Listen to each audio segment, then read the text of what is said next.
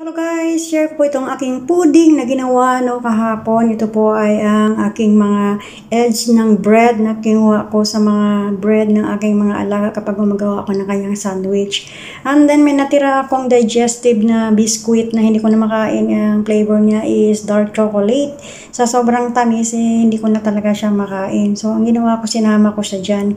Kaya siya naging chocolate ang kulay ng ating pudding. So yan po ay nilagyan ko ng fresh milk, yan ang pinambasa ko at nilagyan ko ng 2 itlog. Hindi ko na siya nilagyan ng sugar dahil matamis na po yung digestive na biscuit. So ayan po, aking in-oven. Hindi ko na po napakita sa inyo yung aking pag-mix at pag-process, no, kasi alam niyo naman pag nagluluto ng ganito dito is madalian lang. So ayan po, naluto na siya. Na-bake ko siya ng around 45 minutes, no, kaya medyo masunog-sunog yung ilalim niya. Gusto ko po kasi yung mga sunog-sunog, di ba?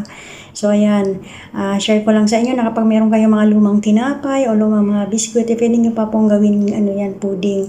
Huwag nyo pong itatapon. So kagaya yan sa akin ay napapakinabangan pa yan. So ayan po guys, share ko lang sa inyo at halina at tayo magkape. No, ito ang aking almusal kanina at ayan with coffee.